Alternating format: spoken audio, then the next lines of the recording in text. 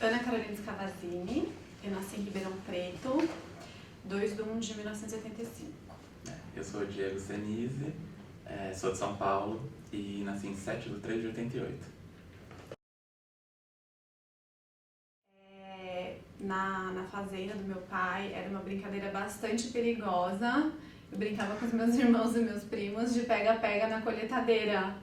Então a gente, subia, andava dentro das engrenagens, saía, tinha, barata, porque ficava no barracão. E a gente entrava onde é a direção, brincava que estava dirigindo, assim, só simulava, e saía correndo para descer a escada para não ser pego. Então essa é uma história que sempre que a gente se reúne em família, a gente fala, meu Deus, onde a gente estava com a cabeça. Mas eu não sabia. Mas acho que tem um traço legal que é da família da Carol e da minha também, que os avós, no caso meu avô paterno e a avó materna dela, tem muita conexão com livros. Então, todos os livros, tudo que a Carol conhece de referência de livros relacionados à infância, histórias, narrativas, etc., vem da avó, que era professora titular de Sociologia lá no Sul. E o meu avô é imigrante da Espanha. E ele veio para o Brasil fugindo de guerra, normal. E na Espanha eles tinham uma pensão. E a mãe dele era muito católica e tal, e recebia as pessoas que muitas vezes não tinham como pagar pela estadia. E muitas vezes ela recebia em objetos, um relógio, etc. E uma vez eles receberam uma coleção de livros sobre Grécia e Roma. E foi nesse momento, por um percalço da vida, que é não receber dinheiro, que eles receberam livros. E ele se apaixonou e foi passando isso de geração para geração. E meu pai se apaixonou e eu também. Então, principalmente humanas, né? Principalmente história. E hoje em dia, se eu for lembrar da minha infância, boa parte dos fins de semana a gente ia a sebos. E meu pai falava, bom, se faltar dinheiro nessa casa, a única coisa que não vai faltar dinheiro é para comprar livro. Então, para livro sempre tem dinheiro, apesar de para outras coisas sempre ter faltado, ou às vezes ter faltado, normal, mas para livro nunca vai faltar dinheiro. E apesar de ser no sebo também, né?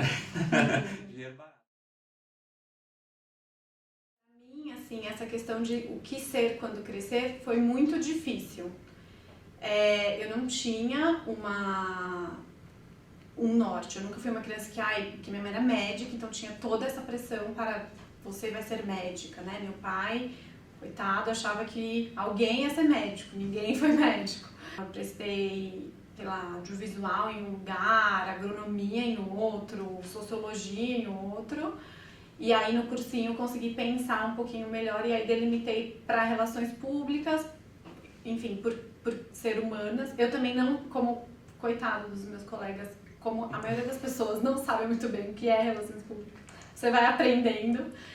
Veio numa busca mesmo, eu queria alguma coisa de humanas e fui por exclusão e encontrei essa profissão e resolvi apostar nela. Quando veio essa possibilidade de vir para São Paulo e de estudar na ECA, eu lembro que eu entrava no site e para mim ia ser, nossa, incrível, um mundo de gente grande, um sonho entrar na ECA, vir para São Paulo, fazer USP, aquilo era muito distante, muito distante da minha realidade, 1000 vezes. Então, na hora de prestar o vestibular eu vim fazer um pré-teste, né? Eu vim aqui na FE assistir uma aula, eu vim aqui na ECA assistir uma aula e foi muito interessante, né? Porque você não tem muito critério, então você acha que assistir uma aula de uma matéria de um professor qualquer que não representa nada, né? Na verdade é totalmente aleatório.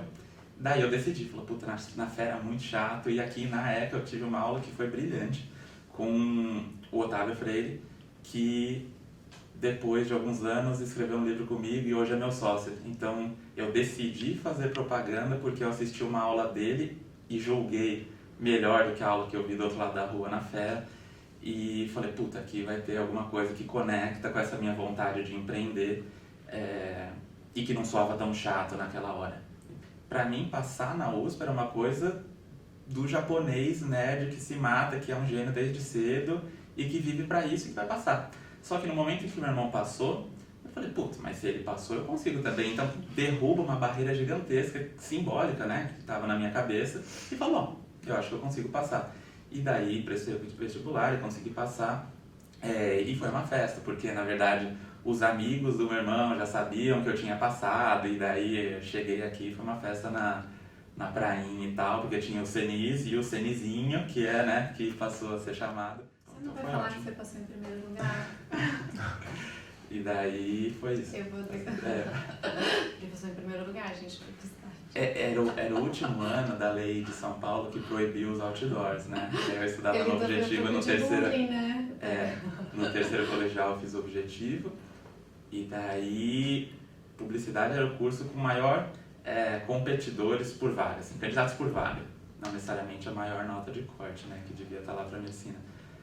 Mas aí eu acabei passando em primeiro e sem nem eu saber, o Objetivo pegou minha foto e colocou em outdoors, na revista, não sei o quê. E daí, enfim, foi um tema aí dos meus primeiros anos na ECA, o menino do outdoor. É isso. Quando você está no colegial, você tem alguns ídolos, né? E você chega na faculdade e eu tive a impressão de agora eu vim para o lugar mais legal do país em relação a estudos e eu não conseguia achar essas referências para ser o meu ídolo como eu tinha no terceiro colegial. Você que precisa se inclinar para transpor essa barreira do formato, de você... O professor não está lá para te agradar, né? Então, se você não se inclinar e tentar descobrir o que esse cara tem para me falar que deve estar por trás desse jeitão estranho dele. Para mim, tudo que foi falado no começo da faculdade era incrível. A primeira semana era incrível. Então eu tinha um caderno, eu anotava tudo, eu xerocava tudo, eu achava tudo maravilhoso, eu lia tudo, eu passava a tarde inteira lendo. Então pra mim acho que o caminho foi um pouquinho diferente, acho que eu entrei com aquele encantamento, depois você vai pra realidade mesmo, o mundo começa a acontecer e aí você começa... Eu tive uma greve no primeiro semestre, e que foi a greve do Juca, e aí eu fui pra Ribeirão, porque ainda não tava... não queria viajar, eu ainda tava com saudade das amigas, naquela fase meio dividida. Então eu tive poucas aulas, assim, até terminar o segundo semestre, e fui me engatar mesmo mais pro segundo semestre.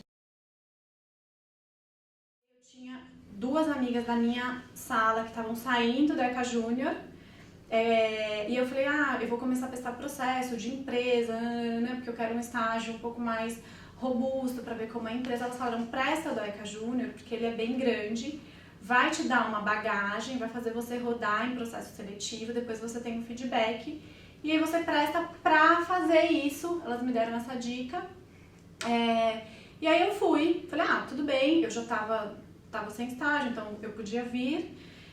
Falei, tudo bem, bacana, então vou prestar o processo da ECA Júnior. Eu lembro que era a gestão do seu irmão, né? Era a gestão do seu irmão até.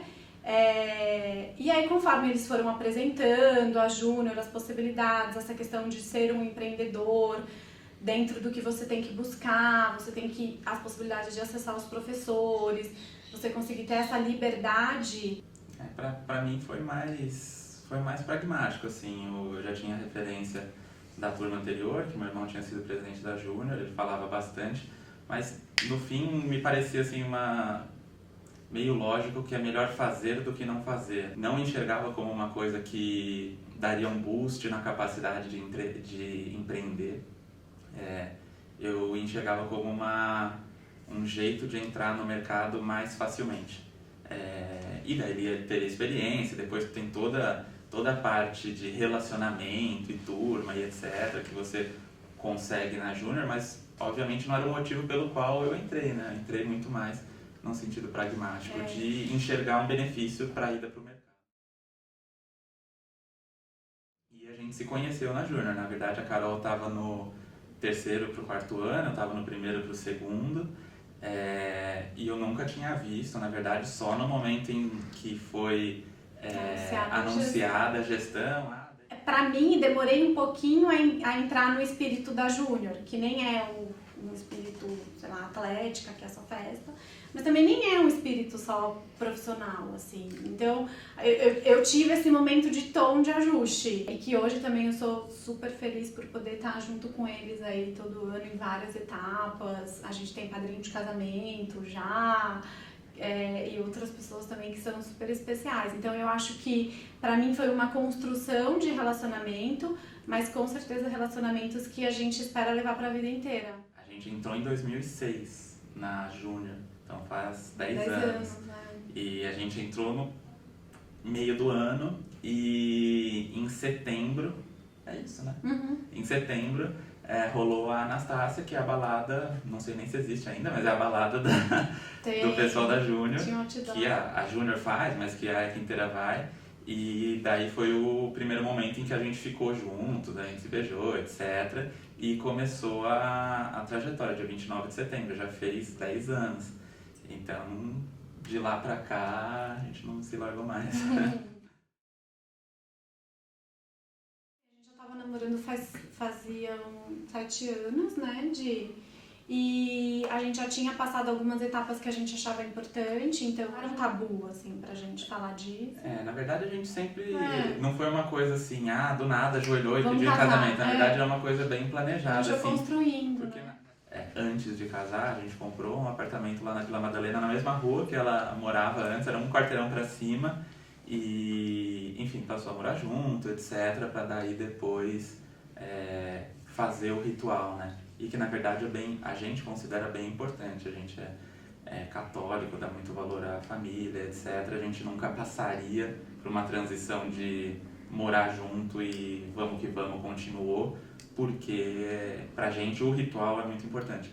Então já aconteceria, né? Na verdade a gente só marcou com o casamento depois desse 1 aninho morando junto. Eu acho pra mim, se continuar assim como tá ótimo, tá perfeito. Obrigado.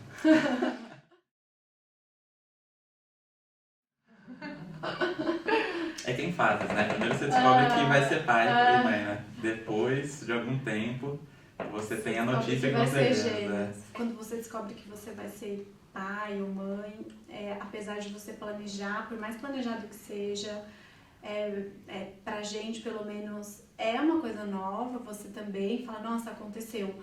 E toma um susto, de toda forma, por ter dado certo, enfim, por você realmente ser uma mãe, de alguma certa forma isso te toca, por mais que você queira, enfim. E você vai construindo alguns planos, né? Então você começa a organizar as caixinhas dentro da sua cabeça. E aí quando você descobre que é gêmeos, passa um vendaval e derruba tudo isso que você já se organizou. Não vai dar mais nada, o corte não é assim, não vai ser isso, a compra não vai ser essa, o trabalho não vai ser assim, a estrutura não vai ser. Então isso assusta um pouco, porque você tem que se reorganizar, mas a gente, assim, a longo prazo, a um maior prazo, já gostaríamos de ser pais de 2. O que a gente aconteceu é que a gente já fechou, né? Já deu certo. Agora a gente vai ser pais jovens. As pessoas, quando a gente fala que são gêmeos... As pessoas ficam com mais medo que a gente. Elas ficam arregando o olho e tal, falam tipo, não, tá tudo bem. Na verdade a notícia soa assustadora, mas tudo certo. E é interessante, né? Porque aqui, pensando, né, a ECA, meu irmão, que foi ECAN, padrinho de casamento, o meu ex-professor, que é meu sócio também, e, enfim, vai dar várias dicas, tem 2 filhos também, dá várias dicas sobre as crianças, o Luli, o Leleba, etc. Então a gente consegue manter certo vínculo com as pessoas que fizeram diferença para nós em todos os momentos. É bem legal, que não é assim, em 2009 nós 2 saímos da ECA e beijo para todo mundo, vou tocar minha vida lá fora, né? A gente consegue de alguma forma manter algumas relações, né? Em todas as fases. Não, pra mim tá ótimo. Eu vou depois sair daqui e vou pensar várias coisas legais que eu podia ter falado, tudo. Mas é isso. Eu tenho um bode de pessoas que falam mal do próprio lugar que estão, sabe? Tipo, quando a gente dá um passo para olhar um pouquinho mais de longe, o tanto que a faculdade fez diferença na sua vida, tenta se transformar na medida das suas condições, que no fim são pessoas, né? Os professores, os alunos, os funcionários, todo mundo é ser humano, todo mundo erra, todo mundo dá o máximo de si e às vezes não é tão legal assim. Mas no fim das contas muda a vida de todo mundo e a gente tem que ser muito agradecido a isso, porque a vida certamente seria outra se a gente não tivesse passado pela ECA, não só profissionalmente, pessoalmente, tudo, é. tudo. De todas seria as tudo expectativas superou todas, né? Exatamente.